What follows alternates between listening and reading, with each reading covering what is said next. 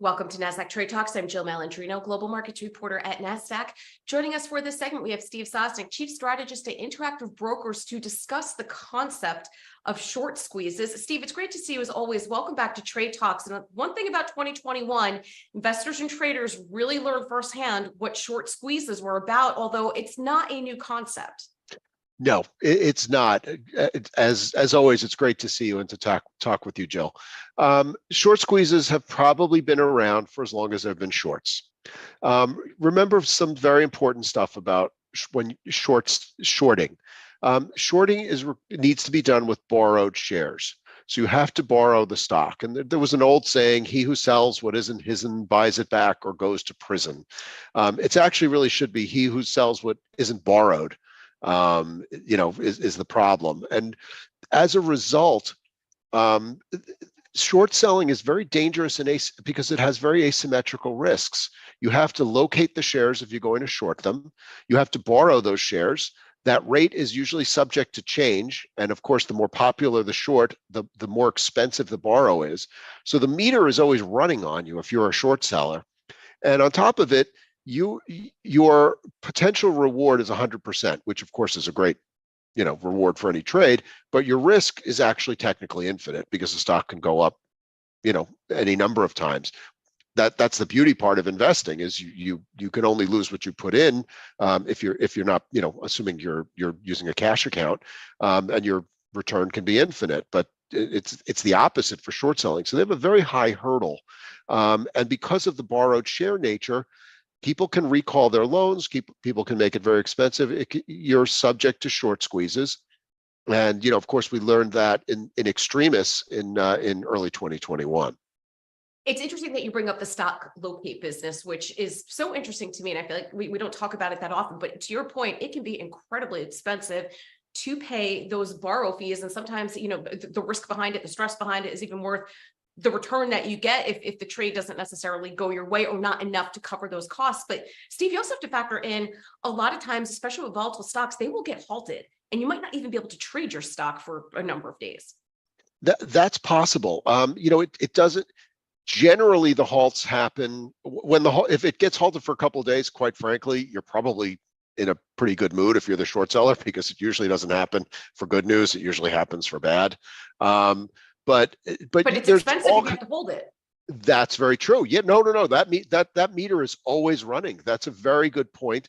One of the things that we also learned was, depending on, there's all kinds of permutations that come via options as well. If a stock is halted and you're forced to exercise and then go, then pay the borrow costs for stocks that aren't trading. It's a type of trading, and I think a very valid trading, and I've had this discussion over time. I think it's a necessary part of the market. It's sort of, in some sense, the motor oil for the stock market's engine. It does help, keep the system greased, so to speak.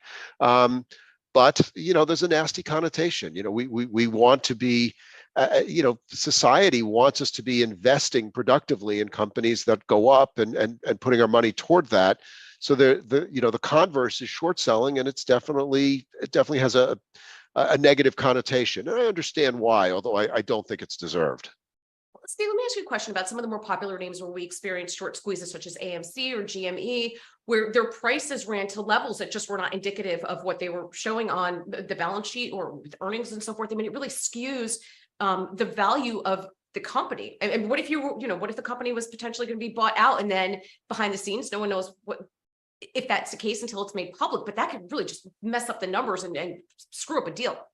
There are myriad risks to shorting. And that's what I mean, that there are risks that accrue to a short seller that just do not accrue to a long holder. I'm not going to say the system is biased against them. It's not. It's just the way the system is. But yeah, the whole point of that meme stock situation, I'll call it that. It's oversimplifying a little bit, but the short sellers who were originally involved in these companies had a pretty good rationale for wanting to short them.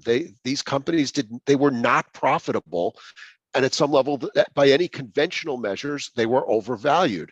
The problem is there's nothing that says there's an old saying, the market can remain irrational much longer than you can remain solvent. And so even if they were already somewhat overpriced to the short, by the ideas of the short sellers, they became infinitely more overpriced when they went up in a parabolic fashion like that, and the shorts got clobbered, and that's the risk of shorting.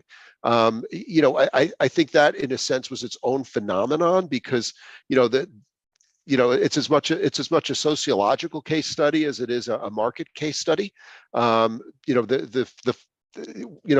can go down that rabbit hole and spend an hour talking about it, but I think in general it does point out the risks.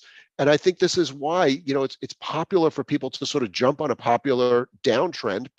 Traders jump on trends all the time. And again, this is not bad. This is human nature. It's the way markets work.